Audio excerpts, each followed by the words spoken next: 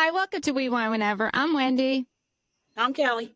And I'm Lori. Today we are recapping Real Housewives of New Jersey, Season 1, Episodes 1 and 2.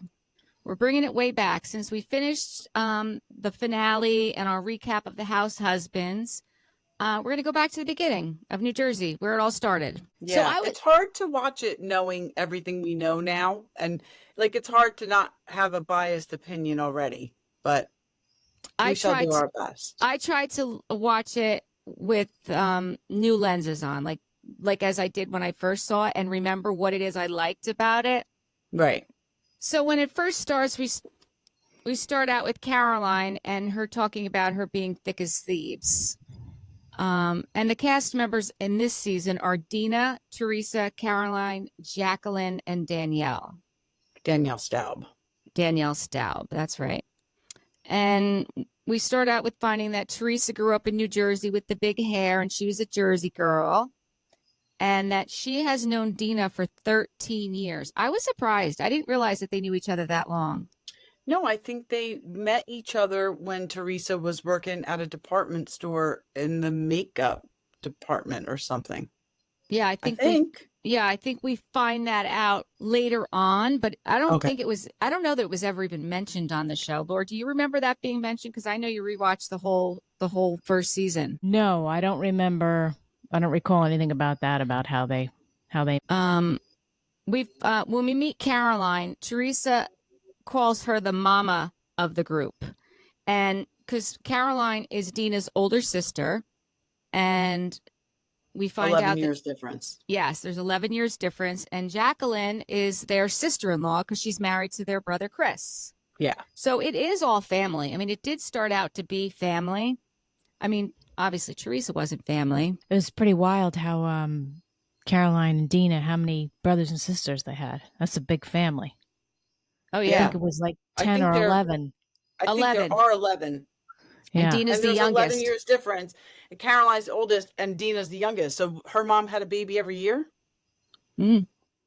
Ow. That's what they did back then. Right. Ow. That's what they did back then, right? Mm-hmm. So Caroline likes Teresa at this point. We see them shopping together.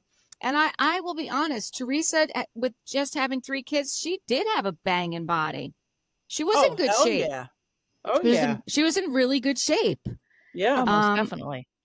And listen, I give her that. It was surprising for me to see her because it has been so long since I watched it back then. But I liked Teresa when she first came on. She was my form of comic relief too, which is what Caroline called her. Yeah. Listen, the reason I watched these shows was I watched them for mindless entertainment.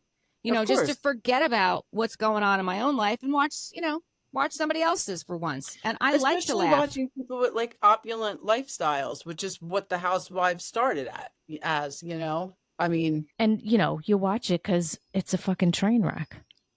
It's a train wreck. It didn't start out that way, No, though. it didn't. No, but, all of them turn out to be a train wreck. It didn't. That's not why I started watching them. Me neither. I watched it because I liked to see the houses, the clothing. I like to laugh. I like to laugh with them or at them. But I like to laugh. And Jersey was just so appealing because, and I watched all the other ones before it, OC, New York, Atlanta, but New Jersey was just appealing because that's where we're from, and they didn't start going down the shore until after. No, it was after a while. Couple of seasons. Mm-hmm. And then we see Teresa's dream house that she's been building for 3 years. And because she doesn't like to she didn't want to look at other people's houses because that skeeves her. That is one line I have never forgotten. I remember her saying that.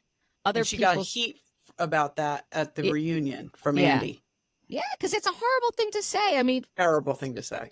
Yeah, I don't know. Well, the especially best now that we saw where she used to live. Sorry, Laura. Go ahead. Yeah. That's okay. Well, the best is now is that she's been to prison. So how dirty is that? Yeah, exactly. So yeah, I thought about that when I heard her say, I don't want to live in a house that someone else has lived in. That's gross. I thought to myself, well, wonder how you'd like that toilet at the jail. Exactly. And if you didn't build that big old house and take out fake mortgages, you wouldn't have went to prison. There you go. If you did just buy somebody else's house, you wouldn't have had to go probably. But There you listen, go. back then, again, I was rooting for her. I didn't dislike her. I did like her. I mean, I didn't dislike her. we see her go furniture shopping and pay $120,360 because she says she hears the economy is crashing. That's why she pays in cash. I mean, listen, she is no scholar. We know that. No, No. You know what that was? That was like IRS come and get me. I thought to myself, what are you kidding me? Who does that? I mean, it's okay. All right, you want to do it. You got the cash. You want to do it. All right. Don't do it on TV. Exactly. What are you doing? And for me, it was very interesting because I'm going back and watching it. I hadn't watched it from the beginning. So these housewife shows aren't my gig. But so it was interesting to watch it, but know what was going to happen further down the line. So like you could see the writing on the wall clear as day. Yes. In regards to the trouble with Joe Giudice was going to be in with his business and his money and the whole. Yes. You could just see it. Whereas if you were watching it from the beginning and you hadn't you know what I mean? You wouldn't see that. No, you just thought they had it like that. Right. You know? Right. Like the opening scene of when they show Chris and Jacqueline Larita's house and they have all their black cars lined up. Right. You see that? Yeah. Mm-hmm. So when we used to go to the family reunions at my cousin Rosie's house up there, and we learned from Gina, she did a sizzle reel for the show. I never even knew that. I knew she knew them, and I knew she went to T. Pasquale's salon, but I didn't know she did a sizzle reel. But when we used to go to the family reunions, they had all white cars. But that's exactly how it was in their driveway. Their white cars were all lined up: Lamborghini, Porsche. It was so funny. Must be nice. Yes, yeah, and they got it like that. So back in the day, you just thought Teresa had it like that, right? Which she didn't. And everything in her new house, her dream house, was marble, granite, and onyx. And like, Dina said, like, do you want to live in a banquet facility or like a house? Like, it's just so opulent. It really was over the top. Too much. Yeah. It wasn't homey. It wasn't. It was not. It was never homey. It wasn't. That one room, the family room. Yes, very sterile. Yes. Yeah. And then we learn a little bit about Dina, how she moved in with her sister Caroline after her divorce, and her daughter Lexi, and that the people in the town didn't really like her because they thought she was a gold digger. I mean, I don't know. Well, didn't I see or read a thing that Dina and Caroline married brothers? Yeah, they talk about that in the first episode. Yeah.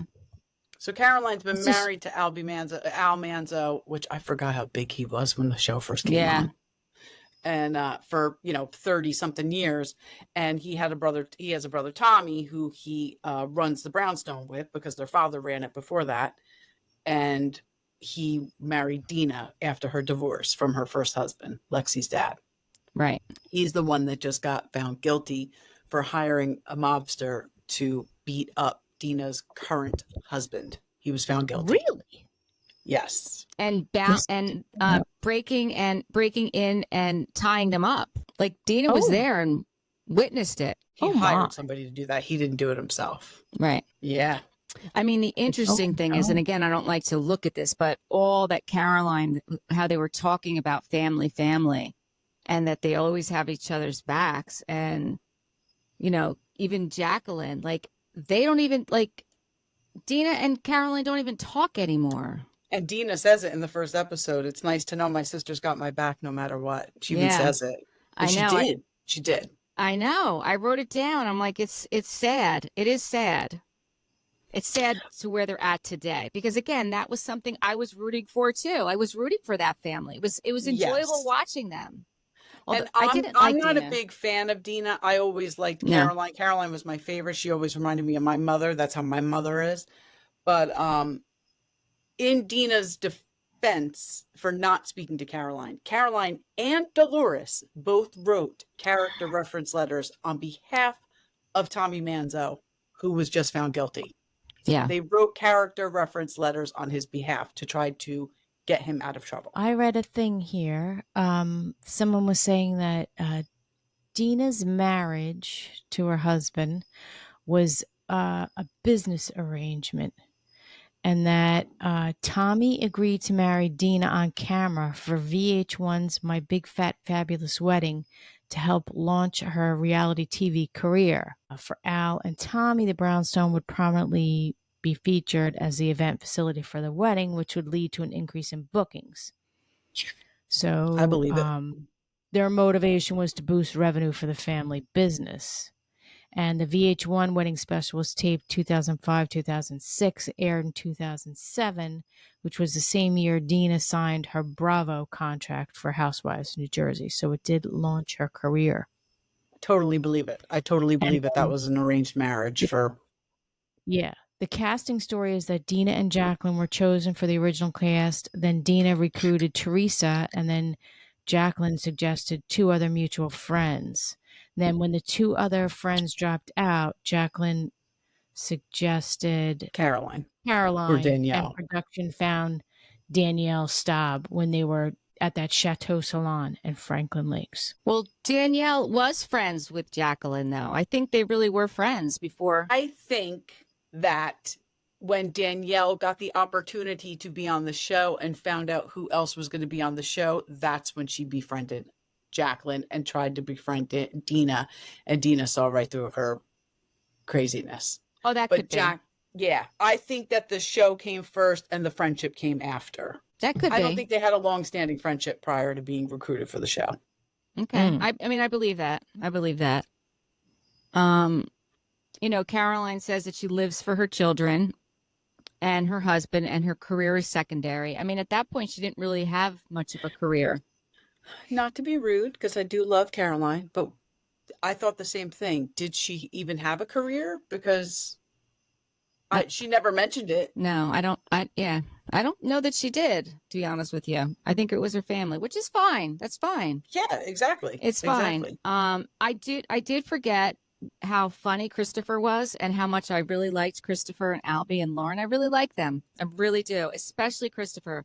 Some of the things that Christopher says, like Caroline said, he's like, she never knows what's going to come out of his mouth, and he makes her laugh all the time. I enjoy her kids. I do too. I enjoy watching her kids. Not so much Lauren. I just think that Lauren, well, I think it happens in later seasons, but I just think she was kind of like a spoiled little brat. Well, she's daddy's girl. We see that in the very beginning. She's daddy's girl, you know? Yeah. And she's the only girl, you know? She's a daddy's girl. And that's, you know, listen, her parents have all this money. So I don't think it's a problem. I don't. She doesn't seem like she's a bad person. No, she's not. No, she's not. No. Not But like I just enjoy watching the brothers more. They're more comical. I mean, Christopher even says about Albie, he's like, Al is actually that good looking. It's not like it's the camera. I just think that's hysterical because it's true. Funny. I mean, his brother is very good looking, and it's obvious that Chris isn't, but he is so funny. He's got such a good personality. Yeah.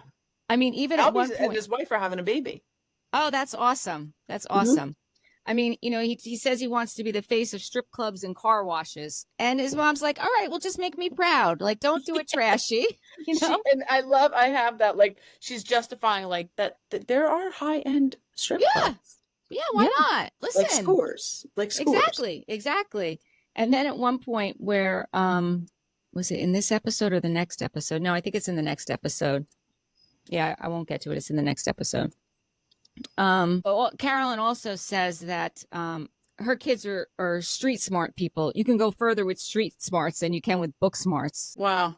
I think she says that because financially, but yeah, I think she says that because Albie's the only one who went to college. The other two didn't, you know, they didn't want to pursue, and that's fine. Like, not everyone has to go to college. It's not for everyone. Albie's college graduation party was in the first episode, right? Yes. Yeah.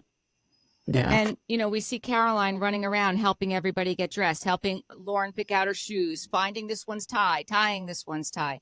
Yet again, that's why I relate to her, because that's me in my house. I'm like, you know, I got a million things going on. I'm, you know, hostessing the party, and yet I'm still running around trying to get everyone ready to go. So that's the way of a mom. Yeah, Yeah. absolutely. Yeah, Absolutely. in our lives, for sure. So then we see Dina's doing, she is a interior designer, and that's also parlayed into event planning because she has an office at the Brownstone where she does that. So Caroline's kids work at the Brownstone as well. Lauren, at this part in the very beginning, is handling the brides for the weddings, and She's Christopher. a bride bitch. Yep, she's a bride bitch, and Christopher, I guess, is handling the valet. And I mean, I think Albie at this point is just coming in and out because he was going to school. So Well, he was waiting to get into law school at this point. yeah, and then I think he never got into law school, right? He got in, we'll see it in later episodes. He got in, but he has a learning disability, and they basically told him, I think he was going to Fordham, and they basically told him, like, this isn't for you. You could try a different law school, but this isn't for you. He got put on like an academic probation because he didn't do well enough on certain classes. And then they said, we don't think you have a future in this. But then he went to an attorney, and the attorney said, well, you know, you did tell them that you have a problem, a learning disability, and they gave you a phone number for assistance, and you called that. He said he called that number, and he couldn't get through to anybody. And then he subsequently ended up like failing a class, but just by like 2 points or something. And that's how that whole thing. Yeah. That's too bad. Then I think he tried the State Police Academy. Yes. Really? I guess we'll get there. Yeah. All right. So then we see a little bit about Jacqueline. She is from Vegas. She moved from Vegas because that's where she met her husband. And he lives in New Jersey. And Franklin Lakes is totally different from what she was used to. That was the thing I thought was interesting about this first episode. One, the emphasis on Franklin Lakes. Yes. Literally, the town is a character in this. Yeah. Except Danielle lives in Wayne. And Teresa wasn't in Franklin Lakes either. But they all keep talking about Franklin Lakes. Yeah. And that's where Chateau is. Okay. And where is the Brownstone? That's not in Franklin Lakes, right? Patterson. So, she also didn't feel welcome. Like she didn't know anybody. She she knew Caroline and she knew Dina, and she didn't really have any friends when she moved from Las Vegas. That'd be hard, huh? Yeah, I can't imagine. And she was a single mom because she had Ashley when she was really young. Ashley's 17 at this point, and her son CJ is 6, and she's going to be having his birthday party. We learn about a little bit about Danielle, that she's 45 and she's not the hottest, but she's confident in her looks. I don't remember feeling as bad for Danielle's daughters as I did rewatching this. Like, I don't know, because I was younger and my kids were so little. Joe might not have even been born by the time this came. Oh no, probably but I feel so bad for those girls. Where the fuck was their father? Like, honestly, Danielle's first scene, she's like, so why do you think people get divorced? I know. Like, what? What are you doing? I know. Yes, she is not getting Mother of the Year award. No, but she thinks she is. That's the crazy part. Oh, yeah. Like, she thinks being so open and honest with her kids makes her Mother of the Year. It's like, no. To an extent, yes, but not with that. No. I mean, she even says, which I find ironic and funny, you either love her or you hate her. I pretty much think it's, and I don't like to use the word hate, but I don't know anyone that actually loves her. I don't know that anyone, I don't remember anyone being Team Danielle. Do you? No. She's a very, very troubled woman. And what happens is that hurt people hurt other people, and she just makes it impossible for anybody to love her because she doesn't feel like she's deserving of love. So she just continuously like fucks herself, and that's what I saw when I watched the show. I was like, oh, you're a mess. Was she adopted? Yes. How do you know that? At one point I think it's season 2, she looks for her biological mom. Okay. Yeah, I'm on season 2. I didn't I don't remember that. But I do know that she had mentioned in the very first scene that we're learning about her that she'd been engaged 19 times, was a model at Ford Modeling, and the first person in the state of New Jersey to get a black Amex, even before Madonna. How does she know when Madonna got her black Amex? Are you kidding me? I find it very hard to believe. Although if she was 45, this must have come out in like 2009, 45 and 2009, where it's a 15. So she's 60, Danielle. How old's Madonna? Madonna's older than 60. She's Madonna. It doesn't matter. She's not in any way, shape, or form in the realm of Madonna world. Right. That's impossible that she had her black card before Madonna. Well, she was talking, I think it wasn't her, it was her husband, because she never had to worry about finances and she could have whatever she wanted because of her husband's wealth. Right. So I don't know what he did. Honestly, I don't even care because I just, I think she's not a good person. No, I saw this interview thing with her, and this is what she had to say. I don't have to try hard to get attention. Ergo, I was engaged 21 times. It's no accident. And 19 of those were before I had children. Why? No one has asked me. It came from me wanting to punish people that were abusing me. But the way I got them to ask me to marry them quickly is I said I was a virgin and I would not have sex until I was married. That will get a ring on your finger really quick. You can't do that once you have kids. She said that? She said it. I watched her say it. So I thought to myself, who were these fucking 19 people? You had 19 people, guys abusing you to the point that you would get them to ask you to marry them and then dump them? Because basically that's what she's saying. I can't believe it's crazy been this long. And I've never heard that. I never heard that either. I've done my research, people. I've watched her say it. There was a little interview. I just can't believe I've never heard it before. Yeah. I wrote it down verbatim, word for word, she said, because I couldn't even believe what she was saying when she was saying it. I was like, you gotta be fucking kidding me. That's Looney Tunes. That is Looney Tunes. That is Looney Tunes. So Jacqueline says that the way she met Danielle was at that Chateau hair salon. And within 3 hours of knowing her, she pretty much told her whole life, which more than Jacqueline wanted to know. Right, which I could definitely see Danielle doing that because she just puts it all out there, thinking that she's got something great to tell. Mm-hmm. Then we see Lexi and talking to her mom and how it's, Franklin Lakes is a very affluent town. And Lexi says this, if I had a fat old mom, I would hate it. What? Lexi. She got Dina got some heat from that on the reunion as well. Yeah. I mean, I couldn't believe that she said that. I was like, boy, okay. Yeah. I mean, Lexi, she was a little girl, but still. Yeah, yikes. She was little. And she turned out to be a beautiful young lady. She really Very did. much so. Yeah, she really did. Very much so. Then we see Teresa with her girls, and she's taking pictures of them outside before they go into Gia's rehearsal for her, whatever she's doing, her dance rehearsal. My favorite thing is that Melania will be acting like a complete animal, and Teresa will say, Melania, do fabulous. And she stops. She stops acting like an animal. She puts her hands out and goes, fabulous. Like, Melania really was a sixth housewife for sure at that time. Yeah, those kids were like, whoa.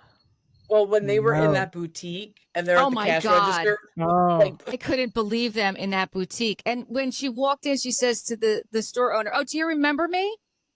I mean, if you had been in there one time, she certainly would remember you with these animals.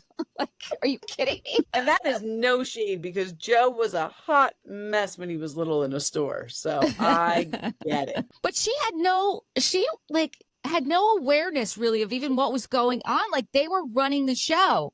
They're running around saying, I want this. Oh, instead of trying to rein them in. She was just doing whatever they asked her to do. Right. I was like, oh. The bulb is not bright. No. And I think at that point, think about her kids' ages. Like Melania was 2. I don't know Yeah. how old Gia and Gabriella were, but they weren't that much old. I mean, think you know. like I think Gia was 7. Yeah. So what could Gabriella was probably 5. Yeah. I mean, that's Mm-hmm. you know, I'd be probably laying in the fetal position in the corner of the room at that point. Like, just put me out of my misery, man. Listen, as a mom of 3, that I had boys though, a mom of 3, that all my kids were 2 years apart. So I would go out with them at 2, 4, and 6, or 4, 6, and 8. Sorry, my brain stopped there for a minute. So I know like how it can be, but I can just tell you that would have never happened. No. It would have never happened. It wouldn't have. No, I would have kicked Joe's ass and put him in the car. Like we wouldn't allow that to happen. No. Whether there was a camera there or not, that wouldn't have happened. Correct. And certainly not with a camera there. Exactly. I believe that's why she was the way she was in that store, because she was on camera. No, I think that's how she is. I think those kids have always controlled her. She's just very passive as a parent. Yeah, she just wants to make her kids happy and give them whatever they want. She doesn't know how to say no. I will say this. I think that Teresa has always, I think at this point, right now, present day, I think that she puts her daughters in positions that she shouldn't as a parent for the show. But I do think that Teresa loves her daughters more than anything in the world and will do anything she can to protect them and take care of them. But I also do think that she makes decisions that, aren't the best for them. And it's because she wants to hold on to fame. Yeah, well, I agree with that. I agree. When I watched the show, and like I said, I'm watching it from somebody who's seen future episodes already, and not watched the back episodes. But when I watch it, it's almost like she's such a product of Bravo. Like, yes, this is all she's ever known. And she's not the brightest bulb to begin with. She seems like she could be a nice person, a bit crazy, but this is it's all she knows. So I think that's why she operates the way she does, because she just doesn't know any better. Like, she just thinks that this is normal. All this drama and goings on and backstabbing and manipulation, because that's been her job. That's all she knows. And Bravo has encouraged her to be that person. It's just like Brandy Glanville. They have encouraged her to be this person. They have. I mean, I honestly think Teresa and Joe Gorga can blame Bravo for the fact that they fucking tore their family apart. Bravo. Mm-hmm. Yeah.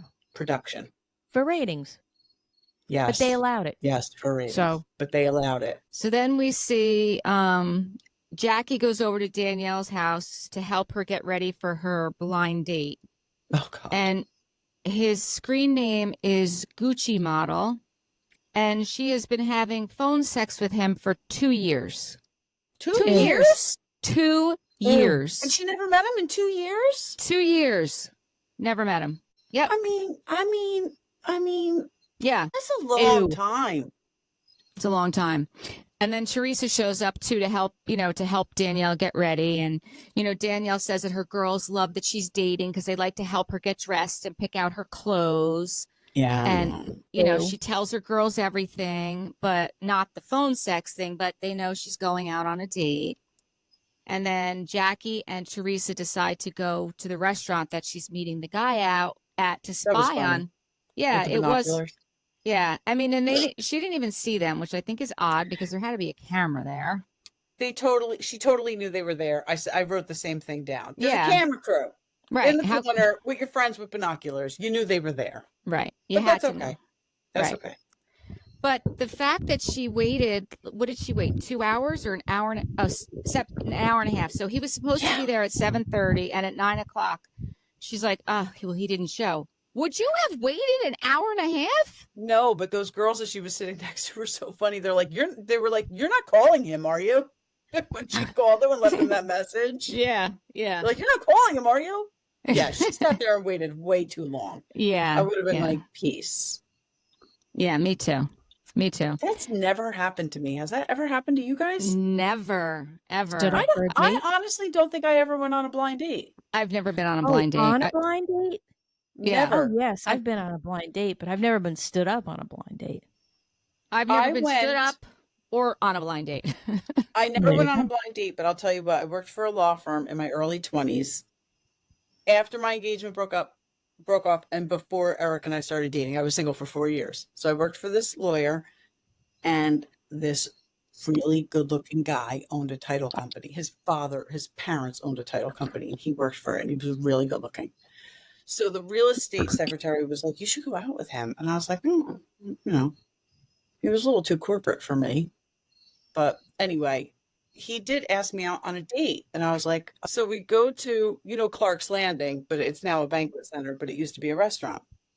So we go there, and my friend Anne was a bartender there. So we're sitting at the table, and she's like giving me the thumbs up. And he sits at the table facing the window. And I swear to you, he was checking himself out the whole time. He was looking at himself in the reflection of the window the entire time. Totally turned me off. So we go home after that. He takes me home. And he lived in Long Branch, and he made a point to say he lived in a house with a long driveway with a gate. I'm thinking, yeah, your parents' house. But anyway, so that was like a Friday night or a Saturday night, whatever. The following Monday, flowers get sent to the office from this title company. And I was like, oh my God. They were for the real estate secretary for a closing she did for them. I never fucking talked to him again. I was like, what? Fuck you, bro. You checked yourself out the whole time in the reflection of the mirror. And then the following day after a date, you send her flowers and not me? Never talked to him again. That was the closest thing I ever had to a blind date, but that wasn't really a blind date. Yeah, no, I've never had a blind date or been stood up. But I can tell you I would not wait an hour and a half. I would not wait an hour and a half. Then after that, we see Albie's graduation party. And like I said, Caroline's running around trying to get them all together and ready. And Dina is talking about how Albie is the golden child and, everyone likes him. And she also says how we always have each other's backs, the family. Then Dina's talking about how Franklin Lakes doesn't have a center of town, so the hair salon is like the center, the chateau. I mean, how is that the center of the town? I mean, they don't have a grocery store? I'm sure they do. I'm sure they do. And so they're having a girls' night, and she's going to the hair salon to get her hair done with the girls. The girls' night that Danielle wasn't invited to. Right. But Danielle feels the need to show up at the hair salon and sit outside. And Jackie has to say, listen, I don't mean to be rude, but you weren't invited, so you're not coming. Right. Just psycho. Yeah, really. That right there, you're like, oh, okay. Yeah, you're a grown woman. You're not like busting in on some 14-year-old's like birthday party. You're a grown-ass woman. Right. It's super cringy. Right. Yeah. So then they get into the city and they're talking about like going to Cipriani, and Jackie's afraid that Danielle will show up there. So she's like, let's not go there. She didn't tell them that, but she's like, let's go to a place called One. I hope that there was a camera crew waiting at Cipriani's just in case Danielle did show up. Oh, that would have been good, right? Amazing. Good. Yeah. So Danielle is just like stirring the pot between, Jackie and Dina because she knows Dina doesn't like her. Yeah. Dina's made it clear to us in the first episode that she doesn't like her. Yeah. And well, because something happened. They talk about it, but we didn't see it. So this is what leads me to believe that they weren't friends before. Right. Once they all got recruited for the show, they set something up where they all went out, and Dina and Danielle got into it. And Dina says, like, I think I told her I was going to kick her ass. Yeah. So they're, I guess this really doesn't matter, but to me, when you're one of 11 siblings and somebody rubs you the wrong way, you don't need any more friends. Let's face it. You got 11 siblings. I'm sure you got friends, but you're not in the market to be, making new friendships. So Yeah. it's like, okay, we don't get along, so Right. I'm going to move on to the next. Right. Exactly. Yeah. So that's pretty much all I have for episode 1. And then episode 2, we start out with Jackie is in the kitchen talking to Ashley because Ashley has like fallen behind in her schoolwork. And let me tell you something. I She's a didn't hot realize mess. how much I was going to identify with Jacqueline until this episode. I know. Until this moment in my life. I'm Yep. like, oh my, because I remember Ashley being like a pain in the ass, but I'm like, oh my God, like I'm Jacqueline, I'm right here with you. Yeah. Right? Absolutely. Absolutely. I mean, you know, at this time, Ashley is the same age as our sons are going into their senior year. Like we're right there, like having these same conversations. Yep.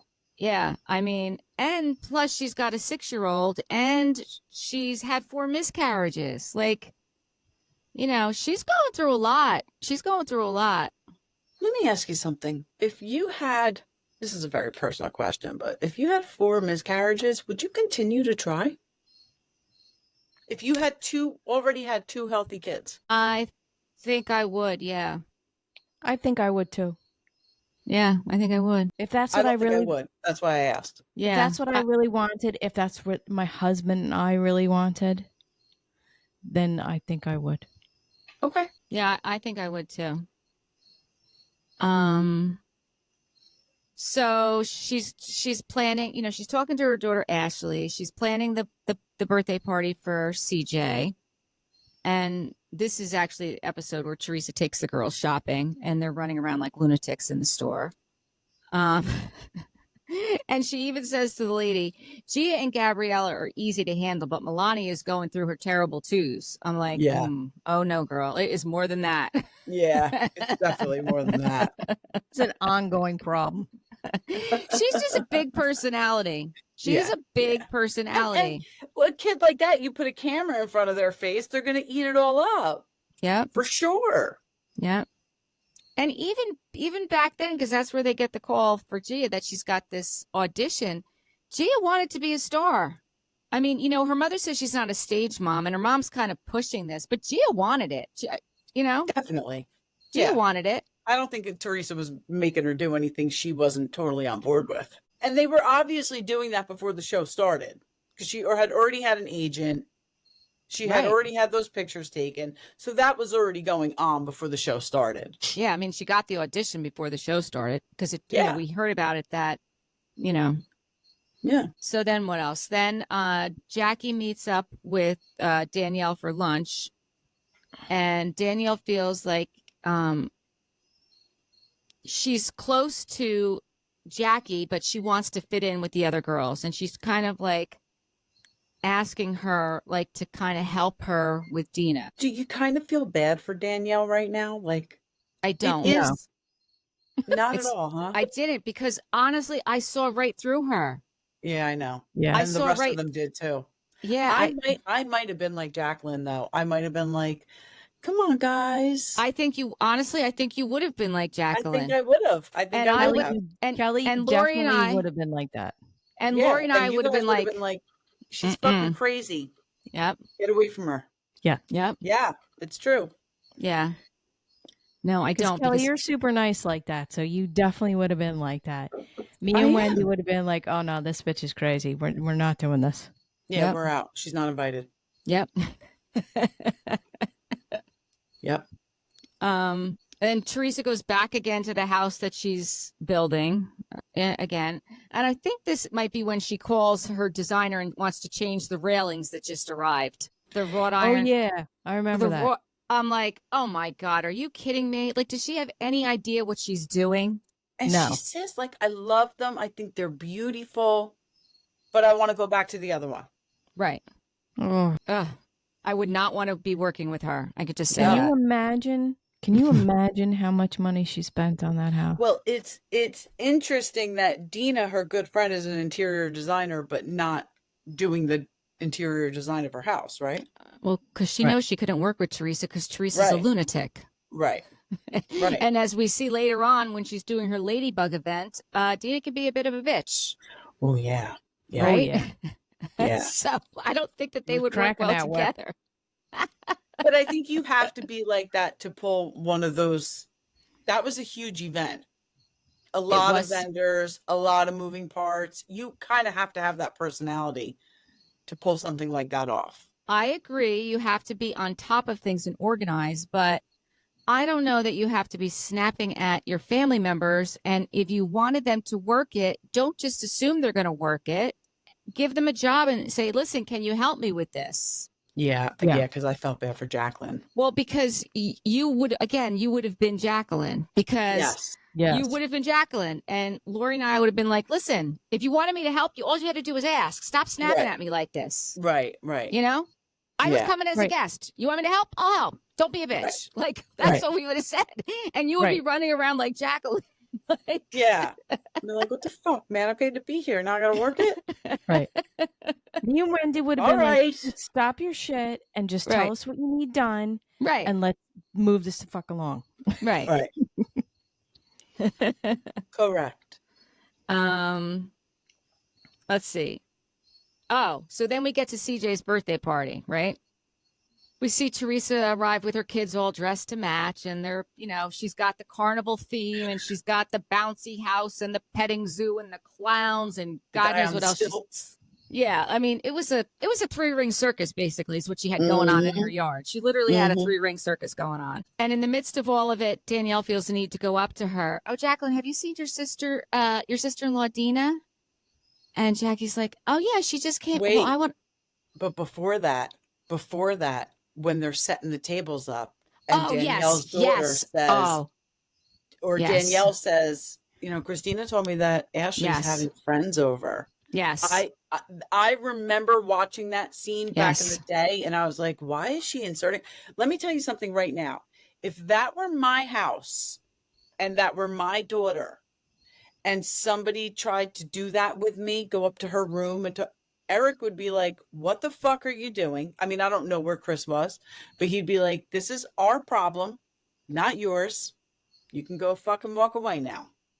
Like, he would never let somebody else, reprimand my kid or get involved in a situation like that ever. He'd be pissed. Yeah. I mean, Jackie should have said, I got this. Yep. But Jackie just doesn't do that. You're like, right. Do you want me to come up there with you? I would have been like, no. No, like, I don't. First of all, my husband will kill you. And second of all, it's my daughter. I can handle it. Right. But Jacqueline's like, well, if you think that'll help, like, what? Yeah. Yeah. No. That was ridiculous. It was ridiculous. You're right. That was totally over the top. Yeah. I mean, and Ashley was being a bitch, and she shouldn't have invited all of her friends over there. And Jackie had a very valid point. She can't watch teenagers from drinking while she's got 6-year-olds running around and they animals. Definitely would have been drinking. Absolutely. I mean, it's obvious. Yeah. 100%. 100%.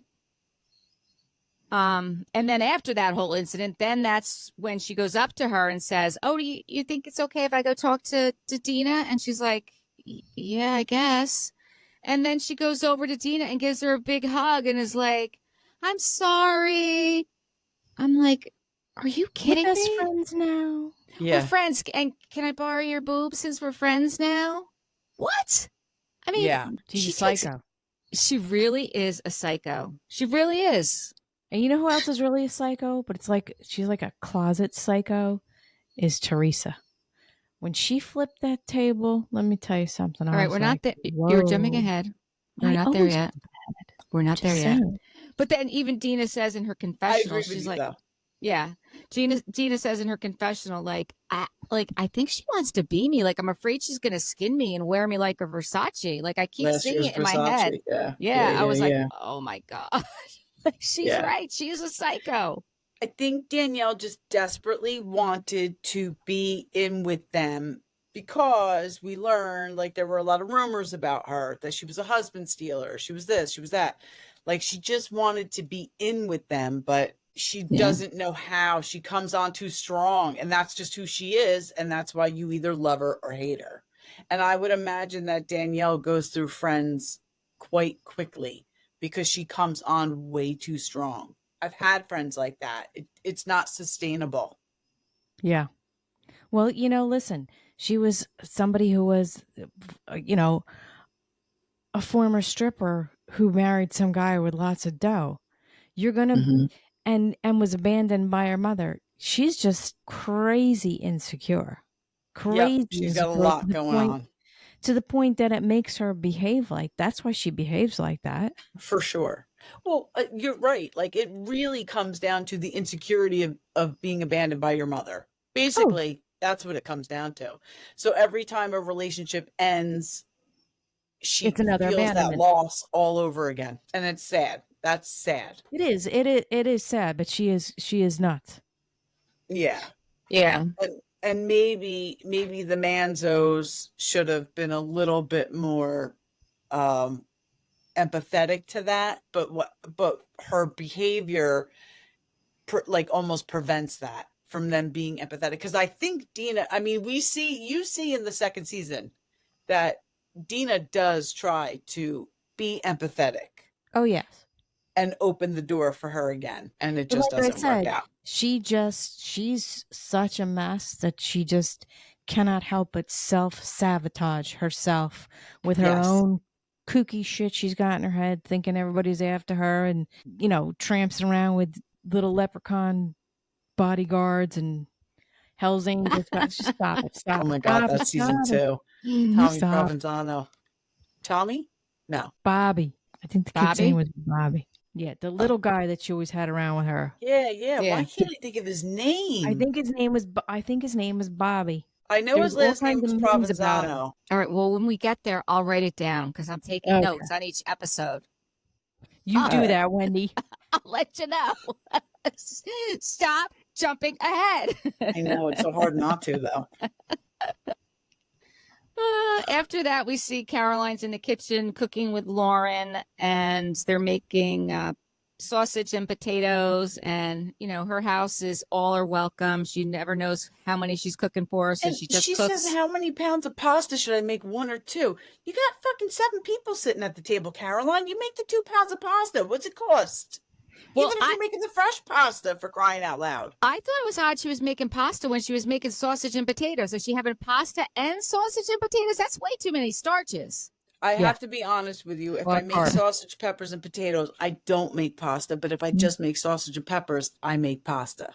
So I agree with you there. It's a lot of starch. But when you are cooking for the masses, as Caroline said, perhaps the more starch, the better. That's true. That is true.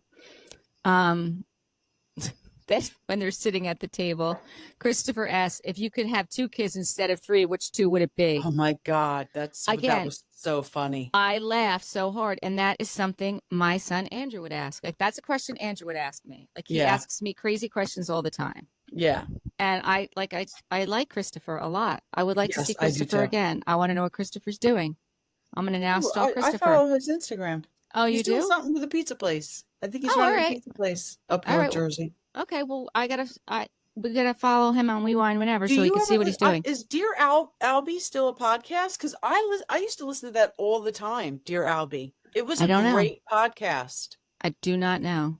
And I'll tell you who one of my favorite people was on that they would have on, their cousin Candace.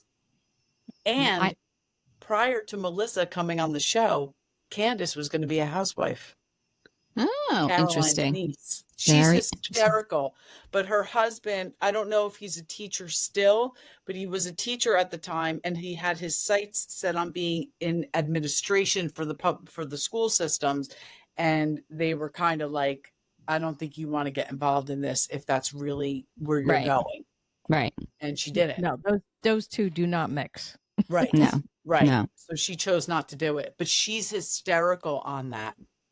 I don't know. I've never listened to it. I'll have to see if it's still out there. I never listened to it. Look now. Yeah.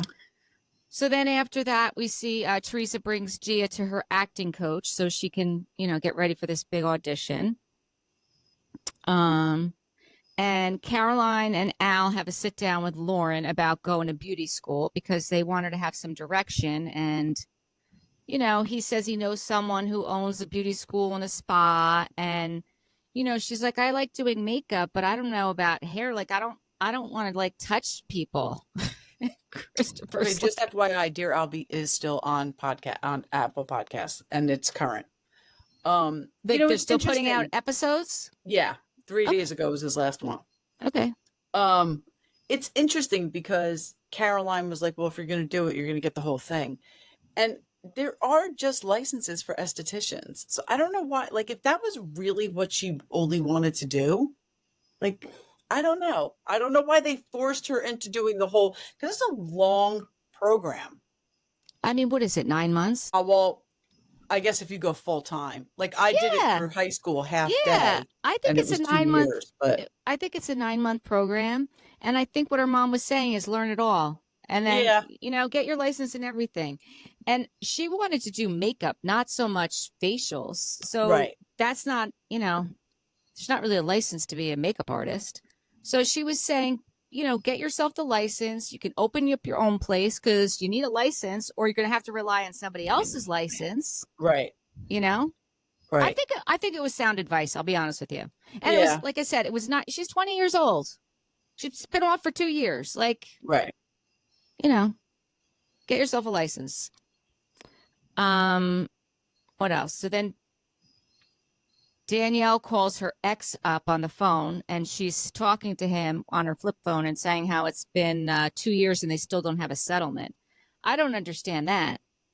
How is she living in that house? He must have been paying the bills on the house. He must have been paying the mortgage and the taxes on the house. And maybe that was it. I don't know. He must have been paying for something. She didn't work. And I know. Like, he must have been buying her groceries and paying her electric bill. She did not work. He had to be paying all the bills at that point. Or maybe she was making money for? being a phone sex operator. Yeah, like, go get a job. Like the fucking rest of us. Mm-hmm. Except me. Then we see Jackie's on her way to go to the fertility doctor. I thought her daughter was going with her, which I thought was odd because she's talking to her daughter on the way there, and then she tells her to stay in the car. Yeah. I'm like, well, why did she even come with you to sit in the car? I thought that was a little weird. The other thing I thought was weird is when the doctor came in the office, they kissed each other. And she said she found out about this doctor from Danielle. Yeah. So it's not like it's a doctor, but it's not like it's been her doctor for a long time. And she feels like, do you kiss your doctor? I've never kissed my doctor. I don't know. Right? I think I've kissed my doctor. Never. Any doctor. I've never kissed my doctor. Am I the only one who thought that was weird? I didn't even notice. I'll be honest with you. Yeah, I didn't notice either. Okay, yeah, no. I mean, I'm a hugger and a kisser, but I've never kissed my doctor. Yeah. Any of them, for that matter. I thought that was a little weird. Agreed. And not any doctor that has anything to do with my vajayjay. No. Right. Right. If you see my chotch and you're not my husband, we probably shouldn't kiss. Yeah. No, I thought that was weird. And then Jackie starts talking about, she's had the 4 miscarriages, and the most recent one was only a month ago. And listen, that's tough. That's tough. Mm-hmm. And she wants to be excited about being pregnant, but she can't because she's so afraid that she's going to lose it. Yeah, that's awful. Yeah. And again, I feel for her. I definitely feel for her because I can't imagine having 4 miscarriages. I just can't. Mm-hmm. I can't imagine it. No, that's what I mean. Like, that's a lot. That's a lot to put yourself through. I think I would be like, I just can't do it anymore. Like, let's stop trying and just see what happens. Let's stop putting such an emphasis on it and see what happens. Yeah. Then we see Dina is interviewing this kid to be her assistant. That was weird and very so cringy. Weird. It was weird and cringy. He was a family friend. Yeah, I know. She's paying him in hugs. Paying him in hugs. I'm like, oh God. It was so cringy. It was so cringy. Yeah. Then we see Danielle is going on this date with Steve, and her kids Oh my God, I forgot about this. And the kids are helping her get ready, and they're picking out her dress. You could tell her older daughter wanted nothing to do with this scene. Yeah. Nothing. And she's like, they always help me. And they're like, and she's like, yeah, we always help you. So Steve is 26 and she's 45. Yeah. And he looked like an old 26 boy. He did. right? Yeah. He looked like a tired 26. He sure did. He sure did. And he was friends with Joe Giudice. Thought that whole situation was weird. It was so weird. And then they go out to dinner at the High Lawn Pavilion. I've been there one time for a wedding. I mean, it is a gorgeous place, but the conversation she's having with him about going to the bathroom and having a quickie. Yeah, like, this is a high-end place, Danielle. Yeah, like, you're not at the diner. Like, are you kidding me? Right. I don't know. She rose me the wrong way. Yeah. I think that was just a booty call. Yeah. The whole relationship was a booty call. Yeah. On both sides. I don't think either one is any less guilty. I think that was a booty call all the way around. Yeah. And she was just doing that, like trying to get him in the bathroom to be salacious, you know? Yeah. Oh, yeah. So it ends with the Project Ladybug event at the Brownstone. And, you know, we see Dina is like running around like a lunatic. And okay, so we see Jacqueline talking to Ashley. And she's like, why do you keep changing? Like, she's like, Ashley's supposed to be working. And she keeps changing. And then we see Dina going, she's fired. She's totally fired. Was she talking about Ashley? Oh, I don't know. I know. I was like, oh, I'd never put that together. I think so. I don't know. I think so too. I think so too. Why she kept changing? I guess because she's a 17-year-old. Yeah, but come on. I know. Just go fucking help your aunt and stop the nonsense. Right. And then then Teresa shows up. And I guess she didn't expect to be working either, or she said she would help her, but again, didn't really know what her job was. Yeah. And then Teresa did just kind of roll with it. She was like, yeah, okay, I'll do, whatever. Yeah. I mean, listen, it all went off. You know, I think she probably made a ton of money for her project. And she did mention that Danielle didn't want to spend the money to come there. So that's why Danielle wasn't there, because she didn't want to give money to kids with cancer. Yeah, that wasn't nice. And Dina also made a dig at Jackie and Teresa that they don't understand the stress of having a career. What, really? Was that necessary? It wasn't, because I do remember Teresa saying that she had a career before she had kids, which, that's admirable anyway. And then you became a stay-at-home mom, no problem. But Jacqueline was a single mom in Las Vegas and did have a career as a cosmetologist and had a daughter. Right. So right. A young daughter, a little daughter. So that was a nasty dig. I was never a big fan of Dina. I always thought Dina had a very uppity, I'm better than you attitude about all of them. Even her own family. No, I agree with that. I was never a big fan of Dina's either. No, she was on that VH1 show, My Big Fat Whatever Wedding. Mm-hmm. I totally believe that was a marriage of convenience. We never once saw Tommy on Real Housewives. No. Never once. No, we didn't. And she was married to him the first 2 seasons she was on. And then she talked about the divorce in season 6 when the twins from Colts Neck was on, right? Wasn't that when she was getting divorced? Yeah, I think it was. Yeah. That was totally a marriage of convenience. I totally believe. I had never heard that before, but I totally believe it.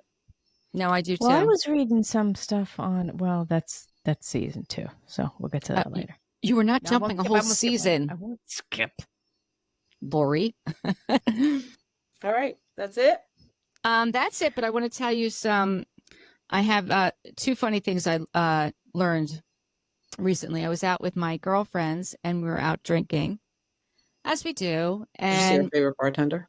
I did. She wasn't our bartender that time, but she was there. So we were splitting. We split a slice of pizza in 3, and one slice of pizza. I mean, I know they're big at the Sawmill, but you literally split one slice of pizza. Yeah, in 3, and we get French fries with cheese on the side, and we get coconut shrimp. We always order the coconut. Okay. We always order the coconut shrimp, and 90% of the time we never get it. So I said, well, we might as well order it. Maybe we'll get it this time. Maybe we won't. So all the food comes out, and my one friend is sitting to the right of me, Pam, and Geraldine's sitting to the left of me. And Pam's eating her pizza, and they're Gerald and Pam are very much into their condiments, and they're looking. They're like, "Oh, there's no salt." I was like, "You don't need salt on the pizza." She's like, "Oh yeah, you're right. It's too salty." Then I'm not paying attention, and Geraldine asked the bartender to get her salt, and she's getting salt, and she's putting salt on the coconut shrimp. I was like, "What are you doing? You don't need salt." So I take the salt away from her, and I give it to the bartender. I'm like, "Take the salt away." Pam's like, "Look at us. We used to go out and we stop each other from doing shots. Now we're stopping each other from doing the salt." That's funny. That's very funny. I was like, "Oh my God, this is podcast material." First, Yes. I have to write it down because I will not remember it. So I did. And then the other thing was we were out and she was telling me what I didn't know this. Do you know what strictly, like when a relationship is strictly business? Do you know what that means? No. I never heard of this before. Laura, have you ever heard of this? Strictly business? No. So strictly business is what we called friends with benefits. Now they call it strictly okay. business. Did you? I never heard of that.